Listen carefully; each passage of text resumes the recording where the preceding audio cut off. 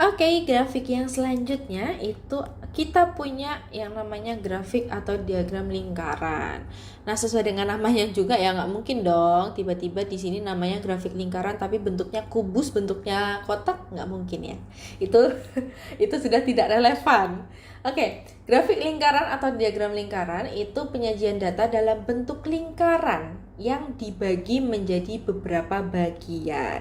Nah, bukan kemarin ya, video sebelumnya itu kan memang sudah aku spill ya. Kalau misalnya untuk lingkaran yang utuh, dia itu totalnya adalah 100% atau satu ya. Jadi kan kalau misalnya untuk lingkaran yang utuh atau sesuatu yang utuh, dia pasti satu.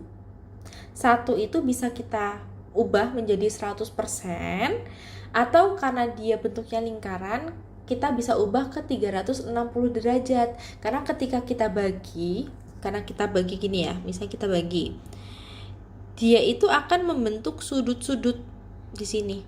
Nah, sudut di tengah ini kan dia totalnya kalau full itu adalah 360 derajat. Nah, contohnya misalnya aku punya nih 100%. 100% kesatuan yang utuh. Terus dibagi-bagi. Misalnya aku mau ngebagi menjadi 25%, 50%, 12%, dan 13%. Nah, meskipun aku bagi menjadi 4, tapi ketika kita total, dia tetap akan menjadi 100%. Karena menjadi satu kesatuan yang utuh. Seperti halnya kalau misalnya dia berbentuknya itu nanti 360 derajat. Ya, kalau misalnya aku mau ngebagi jadi nanti 90 derajat, 180 derajat, 45 derajat, dan 45 derajat. Jadi dia kalau misalnya dijumlahkan, dia akan tetap 360 derajat. Nah, untuk grafik lingkaran sendiri dia akan menunjukkan perbandingan, bagian, atau proporsi. Jadi lebih mudah ya ketika kita melihatnya.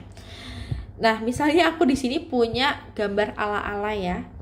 Ini kita anggap aja pizza meskipun nggak ada toppingnya. Lebih tepatnya kayaknya jeruji ban ya, tapi nggak apa-apa, anggap aja kalian melihat ini sebuah pizza. Dan ini aku bagi menjadi 8 bagian sama besar. Anggap aja sama besar, oke? Karena di sini sebenarnya nggak sama-sama besar banget. Terus misalnya aku mau mengambil satu potong.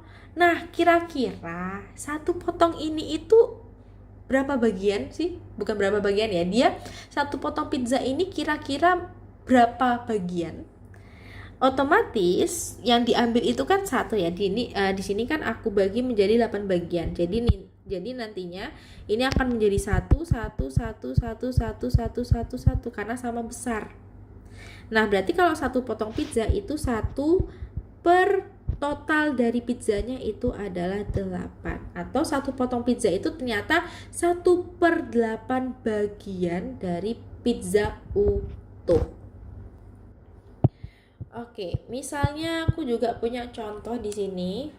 Contohnya mudah-mudah aja ya, karena aku memang nggak suka gitu loh mempersulit orang. Jadi di sini contohnya yang gampang-gampang aja. Betul, bercanda ya tadi ya.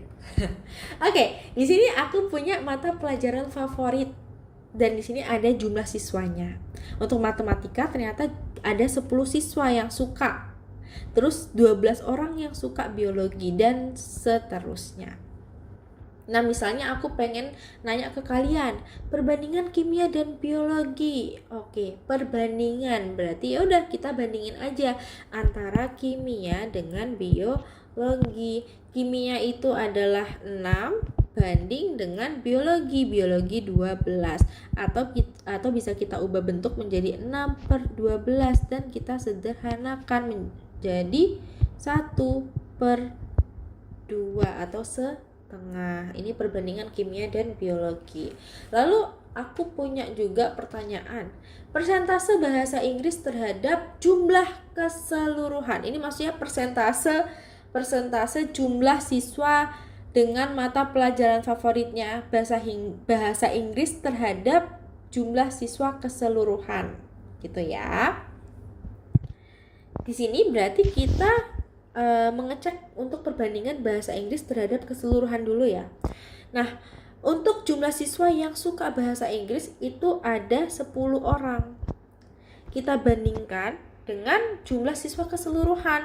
Nah, kalau jumlah siswa keseluruhan itu berarti kita jumlahkan semua ini, yakni satu lingkaran utuh.